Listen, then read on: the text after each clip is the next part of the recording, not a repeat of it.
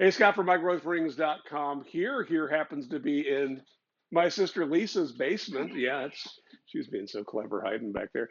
Hey, for those of you who haven't met Lysol, this is my sister Lisa. This is her house. Thank you so much.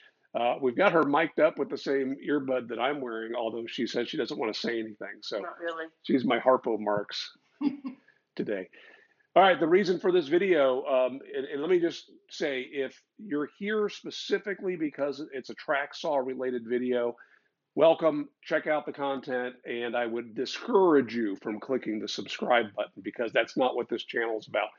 Really, this channel is about helping folks like me who own and use Shopsmith equipment. And I think that the track saw just makes a ton of sense for people with Shopsmith tools, and really for anybody with a small table saw and or a small space to work with sheet goods. So let's just go ahead and get started on this conversation.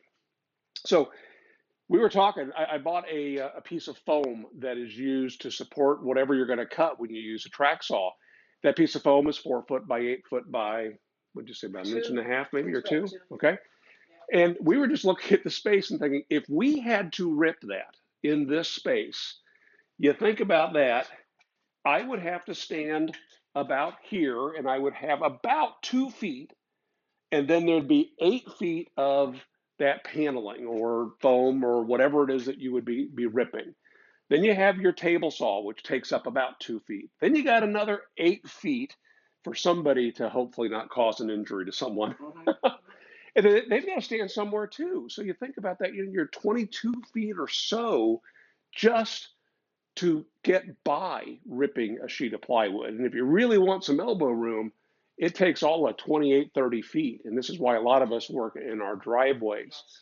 So for a track saw, or, if you're using the classic, circular saw, I think most everybody has a Sears or a skill saw. You got to have some place to put your stock when you're cutting. Now, my knees are old enough, they don't like being on the ground. Actually, my knees are new enough. Your knees are brand new. But being on my knees in the driveway with the saw, I am past those days. So to get started, I want to show you kind of a neat idea. Other guys have videos, and I'll link to those videos if you want to check them out. But check out this tool. It is called a centipede. And let's just set this thing up, sis. Okay. And it can be 6,000 pounds. Yeah, so all right, here's what we're going to set up. We're about to set up the Bora centipede. This is a 4 foot by 8 foot capacity. It can only be 4 by 8. We're going to set it up. We'll talk about it.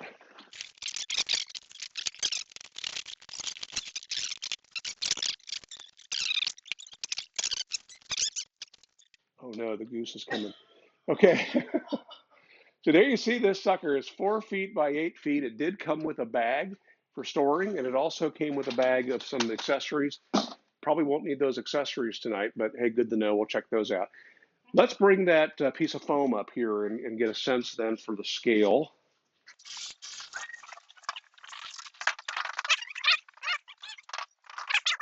So that is now supporting as if it were a bunch of sawhorses that are interconnected. And this will hold how much weight? What did the box say? 6,000 pounds. 6,000 pounds. That's more than 2 sheets of plywood. Melamine. Yeah. All right, let's throw that piece of OSB up here.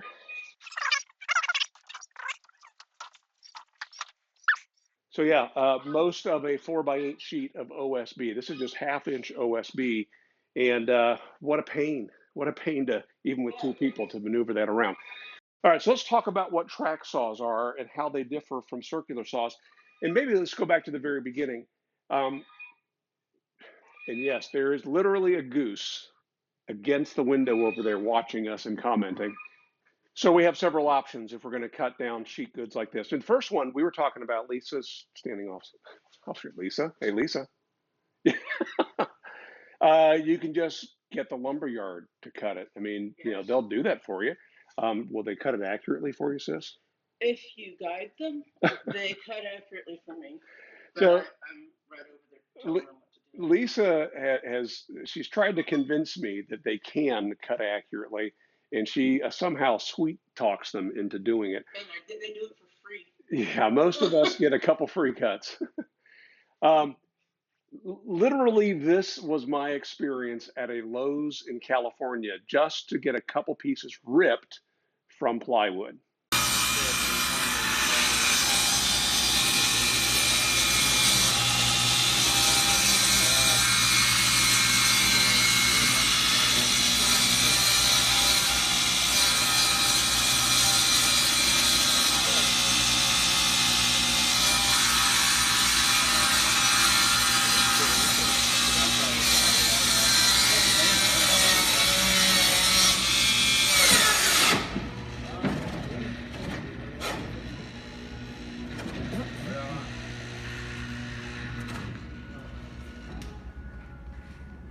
So, I mean, here's the thing. They will cut it to fit it into your van, fit it into your trunk.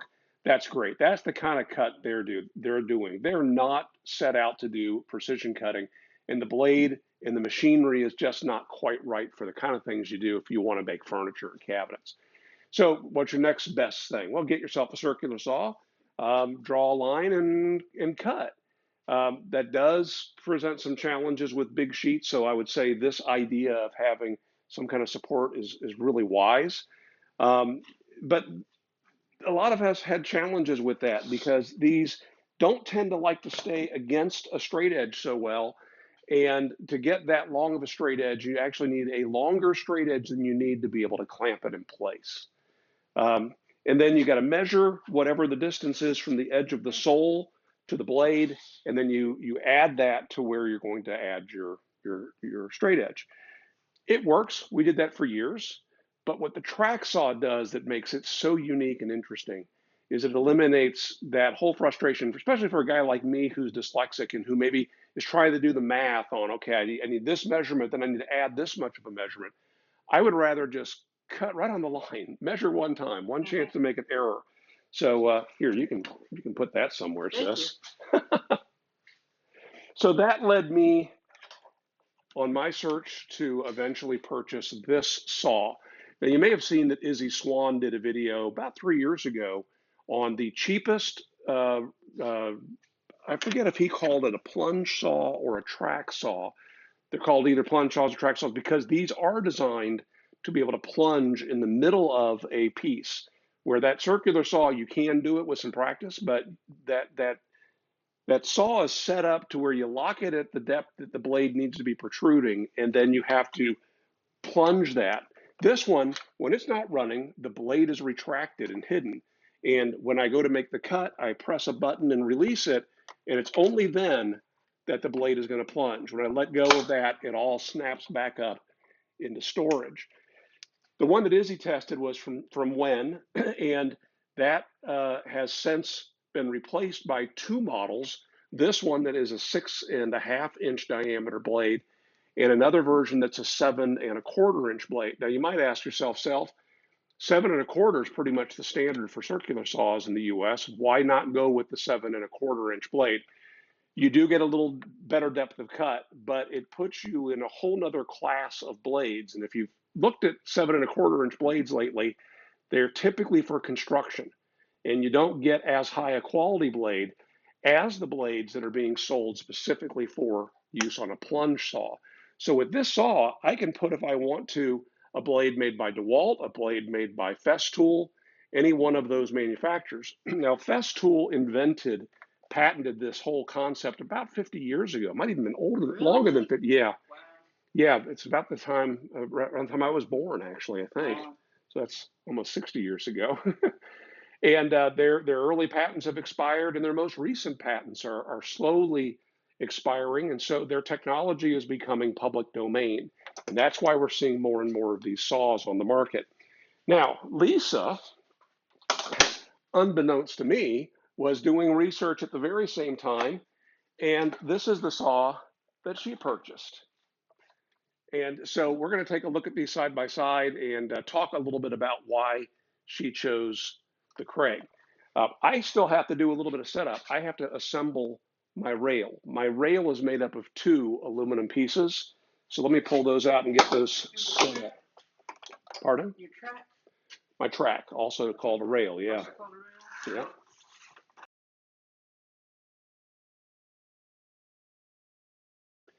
So one of the things I learned from watching one of my favorite YouTubers, which is Peter Millard, he has at least 20 videos specifically dedicated to using a track saw or a plunge saw. I would, again, I'll link to a playlist of his and encourage you to watch his videos to learn really how to use these.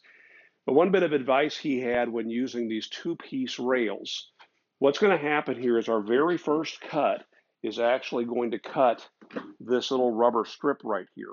And that rubber strip acts as like a zero clearance insert on your table saw. The blade on a circular saw cuts going down and then coming back up. And it's on the up that it's doing that's cutting, and it wants to chip as it comes up and past the mouth on the sole plate of your saw. Well, on these plunge saws, that blade is right up against that plastic strip, and that acts as a zero clearance insert, hopefully making it chip free, at least on the side where you've placed the straight edge.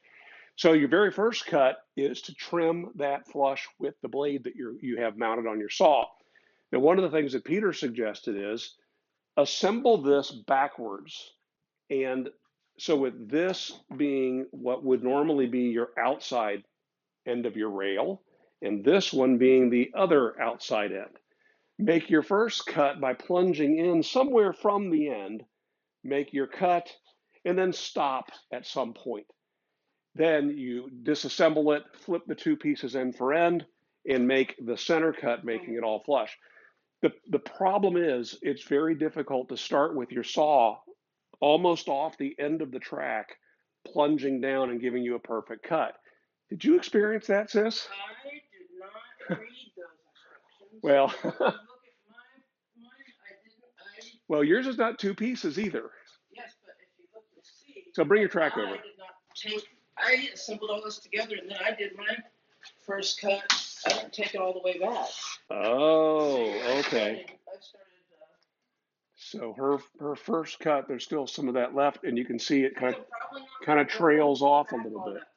Yeah. Now, what's interesting about your rail, I love this feature, is it has this little channel to help guide the cord, and if you're using a vacuum hose, to guide the vacuum hose. That's really smart. Now I'm curious to see whether my saw and your saw are interchangeable. So let's go over a few of the features of the saw, and really most of these features are common on all of these plunge saws or track saws. You do have a depth gauge that's going to control how far that blade will in fact plunge. What's interesting is this exact same saw is sold in other parts of the world with a metric scale. This has an inch scale.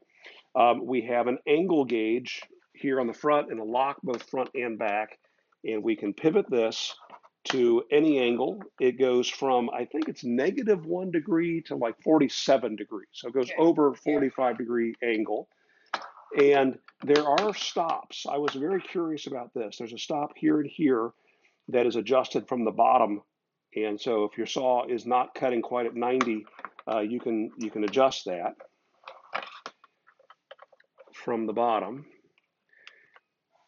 Now, when we go on to this rail, the WEN saw has a weird feature that I'm likely to disable. We'll think about that. So you can see that I have two knobs, one to the closest to the front, one close to the back, that are basically identical.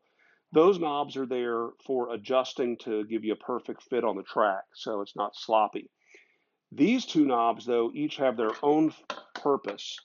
This one, as I rotate it, you can see a little finger has now stuck out, and that will run under a lip that is here on the rail. That lip and that little lever, little part, is not present on a lot of these saws. It's not on it's not on the Festool, which most of these copy, and no, it's not on that one. I can run this on a Festool track and just not extend that. So that part I'm going to leave on. I mean, I don't have to use it, and it's there if I want it. Now, why would I want that? I know why. Why? Well, the very reason, the one issue I have with mine is that it feels like it's heavy. So when you tilt, tilting, so that would hold it into place, so it's not going to feel like it's falling off. That's exactly right. The other knob back here has kind of an eccentric wheel on it.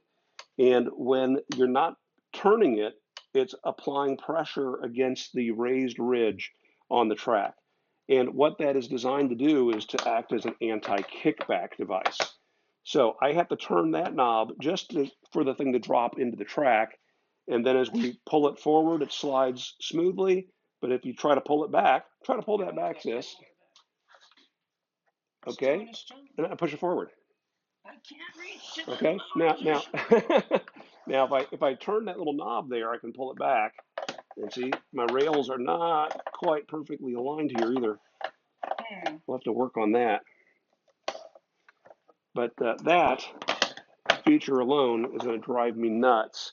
I've never seen another saw like this. Again, when the same saw is manufactured for several other people, I've seen that feature on those saws. But other than these more recent Chinese copies, I've never seen that. Now, why does it have that feature? Well, the Festool saw has what's called a riving knife, so that when you plunge with the Festool and your blade extends, it's going to be hard to do from where I'm standing, you get a finger that extends down and helps to keep the plywood or board from pinching the blade. If it does pinch the blade, then it's going to want to kick back. This doesn't have that feature. And so they figured, well, without that, we better give people an anti-kickback device. Interestingly, in the instructions, they tell you exactly what screw to turn and remove to disable that if you don't want to use it. So we cut this tag right off of that, and it says the saw is equipped with an anti-kickback cam. Refer to your manual, more details. The cam can be uninstalled by removing the screw at the bottom. Okay, so this is not something that when you hear people saying that they've done it, they're not breaking any rules, but they are taking a risk. Let's just face that. Now let's try Lisa's saw. We'll push mine back a bit.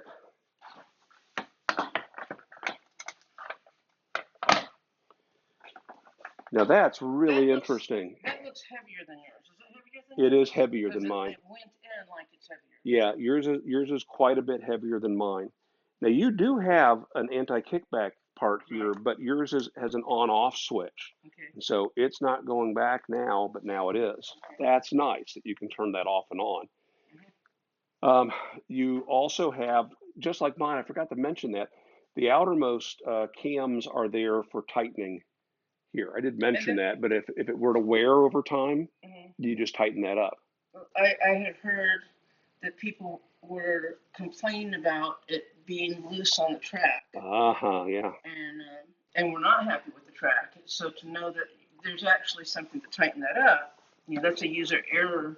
Yeah, you kind of need to read the manual a little bit, right? No, I don't read the manual. I just use it. So you've also got your depth gauge here. That's very easy. Now, something that's different about your saw and mine, we'll continue on. I like your scale here. It's got white on black, where mine is just black on black. Okay. So that's neat. And again, as you loosen this, that tilts away. And here's where Lisa was saying. Right. I feel like I'm going to lose control, and I've only done a couple of cuts using it that way. So you're going to have to get in the habit of applying some pressure to this plate when you're making a cut like that. Yeah. Which again isn't all bad. Okay, couple big features here that make this saw different from mine. First off, Lisa has variable speed on hers. You can see there's a little knob down here, and you can go as slow as 2,000, and I forget how high, 6,000 maybe? Mine only goes 2,000. Why might you want to be able to slow yours down or speed yours up? Depends on the material you're cutting. Oh, I said mine goes 2,000. No, mine goes much more than 2,000. Mine doesn't go down to 2,000. Gosh, I should read all that again. Well, I didn't even know I had one until you told me. Oh, variable speed? Yeah. Like I said, I buy them and use them. Yeah, you do. So variable speed built in, that's a neat feature. You also have on yours, let me see where it is. What was it? Oh, yeah, over on this side. You have something I don't have, and I wish I did. And this is a feature. Oh yeah, I love that. This is a feature of the latest Festool saws, and that is you've got basically a little chip breaker here. This is on the outside of the blade, so the blade runs behind this. And while the wood is being supported by the plastic or rubber ledge that's on the inside of the blade, the outside part of the blade is running without any guide, and that is helping to prevent your tear out.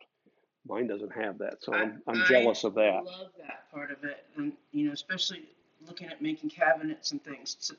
The less amount of torn-up wood that I have, the less sanding I have to do. Yeah. That's a win for me. Yep, absolutely. Okay, you just like mine, you've got three, let's just call them depth settings. One of these is for if you just want to kiss the material and cut through the fibers or cut through the plastic laminate. That's the first setting. The next setting is for standard plunging. And wait, no, I'm misspeaking. You have two settings on yours, sis. Okay. You've got plunging and you've got blade change. Okay. So when you've got that set for blade changing, you can then plunge this so far. I can't do this from here. That you can get to. See, I got that. Yeah, look at that. She's got a riving knife. You'll notice that the riving knife, even when it's down, it can be pushed back up because when you're plunging, you're making a cut in the middle of the board, you don't have room for the riving knife. So it'll stay retracted until your cut gets far enough along that it'll drop down, and then you're not going to get kicked back. But with that set to that depth, you've got a lock here that's going to lock the arbor, so you don't have to have another wrench to do this. And then you take your onboard wrench. Hers has wrenches stored right into the handle. And again, can you plunge that? I can't do that. Here, there we go. If I push Do you want it further out? arbor lock, no, that's good. You need? And then I can reach here and I can change the blade. So really well designed. I like your saw a lot. One other big difference here is you'll notice they're actually handed differently. If I grab Lisa's saw with my right hand, the blade is on the left. If I grab this one with my right hand, the blade is on the right. Now, what does that matter? Well, it just matters the approach you're going to take when cutting sheet goods, which side you're going to stand on, and how you're going to push it. All right, now here's the big question that I had. You will see so many comments on the WEN saw saying, buy the WEN saw, but buy the track or the rail from another company.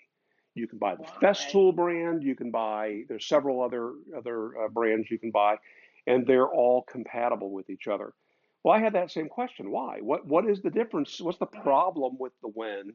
The problem I had was every single comment said, I didn't buy the WEN, I bought the other one, the Protect or whatever it was. I like my So, things to match. so I decided, well, I'll go ahead. I will buy the WEN. We'll try it out, and worst comes to worst, I'll buy the other one. Right? Maybe I'll even return this. So there's no wax on this at all. I still have that anti-kickback thing installed, but I think I do want to just go ahead and take that off. I'm going to pull this thing off. See what that takes. This takes all my excuses away, though, right?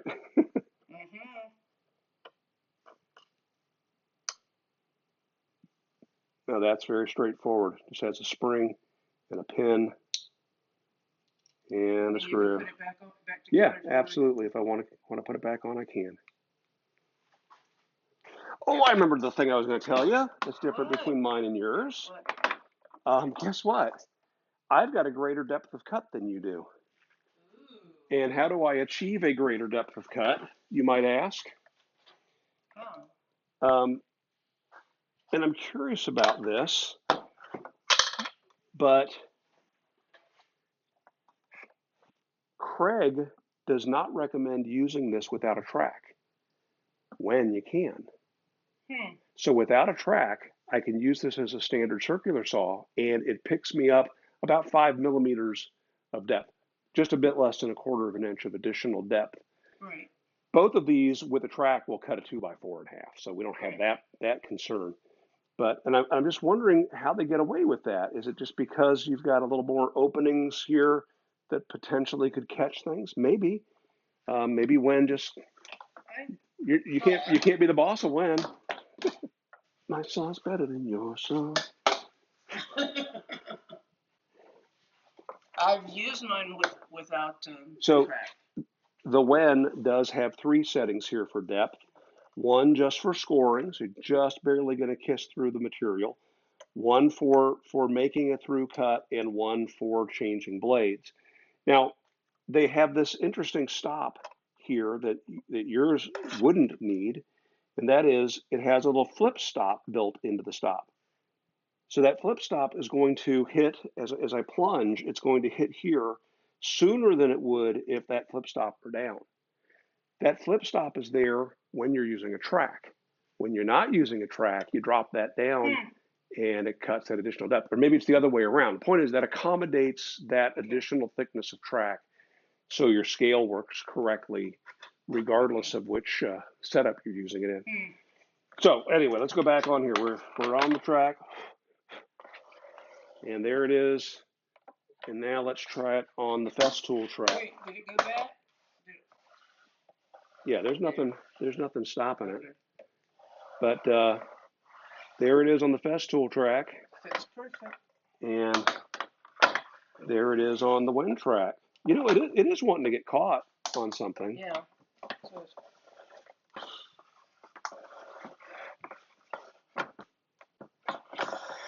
I think we got something gummy on here.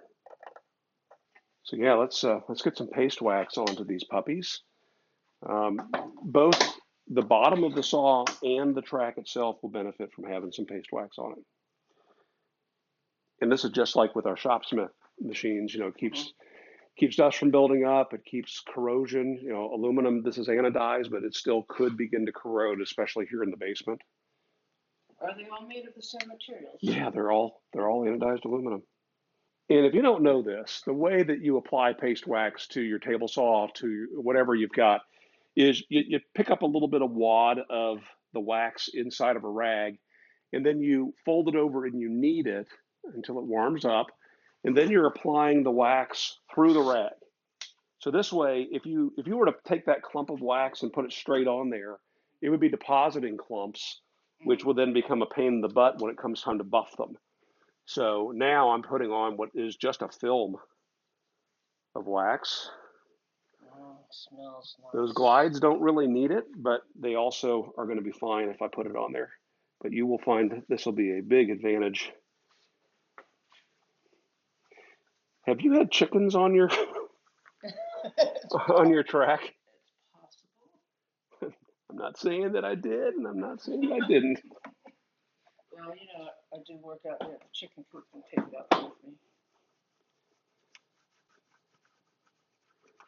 I have had read a lot of comments asking, what is this material? It appears to be plastic, but it's not.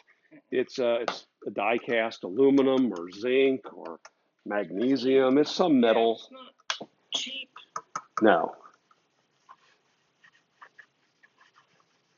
I'm excited to see how yours cuts and what it feels like, because Yeah. mine always felt like it was like you were cutting through butter. Ooh. You know, when I cut the bottom of my barn door, it just was like gliding right through. And it's, you know, it's an inch and a half thick material. I've never cut butter with mine. Put your saw on your track and give that a push. See what you think. And we'll buff that off a little bit. We didn't put so much on that there's a big residue. Nice. You feel any difference? I've not used it once. Oh, what is all over? No, I got sawdust. You're dumping sawdust out of that wonderful feature that you love so much. No. That's probably from inside here. If you were keeping this piece, you would actually want to position this so that the cut edge is over on that side. You would want your fence on top of the piece you're keeping. But let's say we're trimming the end off of a door, for example, then you would set it up just as you are. And the way you have this, you're going to be cutting from this end forward, And you typically want to plunge right on the edge, or right on the end, I guess we'd say. See, that's why, now see, I put my back a little bit further. Okay. Okay. Well, right about there. If you're set, yeah, if you're set there right on top of the arbor, basically. Mm-hmm.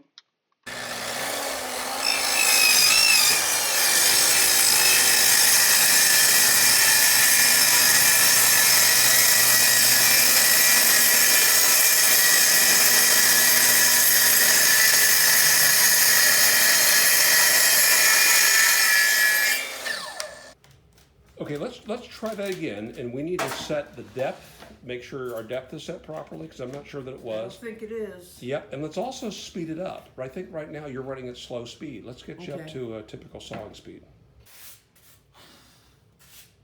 Okay, so take two with a little higher speed, right? Yeah.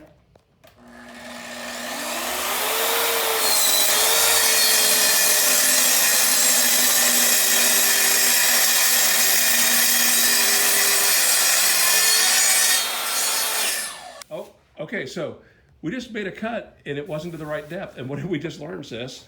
Oh, that we had it on the wrong setting. Yeah, we were still set for blade changing. Let's try that again. Okay. Third time's a charm. Cut off about an inch there. Yeah. Go for it. It's not gonna go down at all. It quit.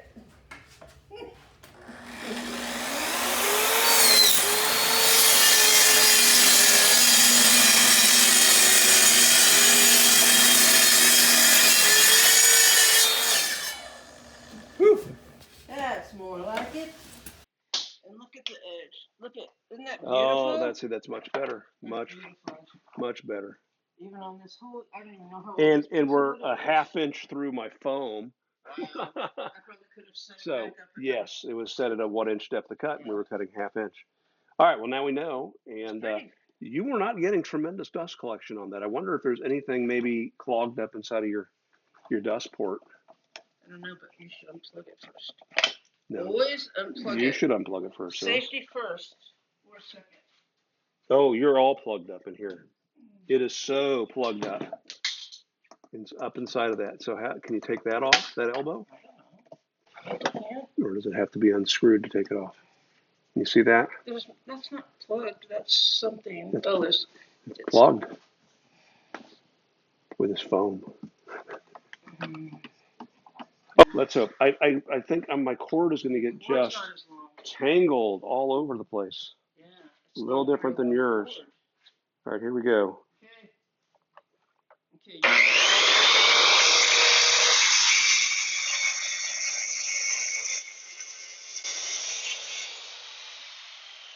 about that setting that you said it would give you a little extra or take away a little bit? Yeah.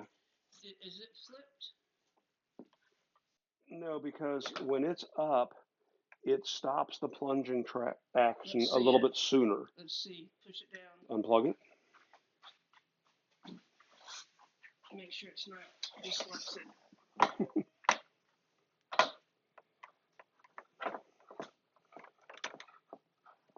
And now we're touching here. And then now that is down.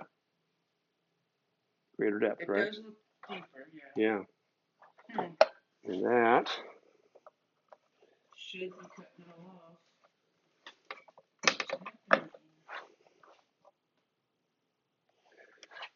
Maybe this is 5/8, sis. Maybe it's not half inch.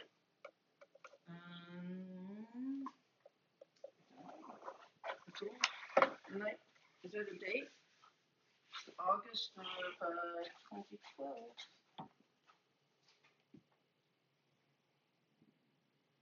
It's 24/16. It's 5/8. 24/16.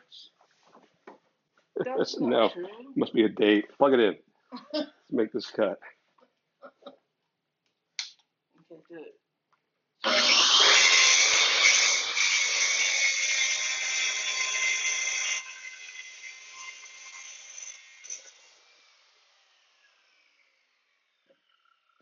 Look at that.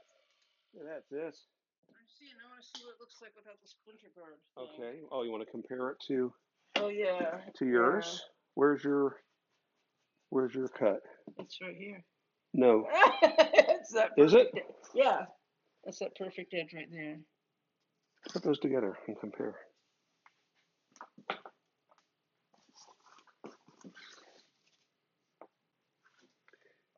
Yeah, I mean, I think yours does cut cleaner. Yeah. Yeah. Now, Look at that. Look again, at we're both using the stock blade, which that. I'm going to be replacing mine. I would What are you imagine gonna put in yours?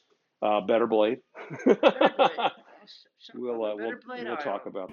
Okay, so 2 devices are now dead. No battery, no memory.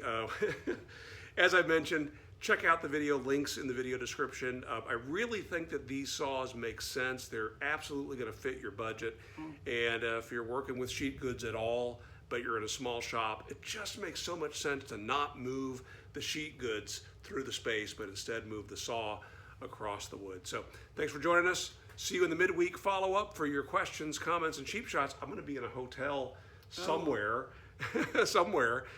answering your questions. So be sure to leave something there, and I'll see you midweek. Make it a great day. Bye-bye.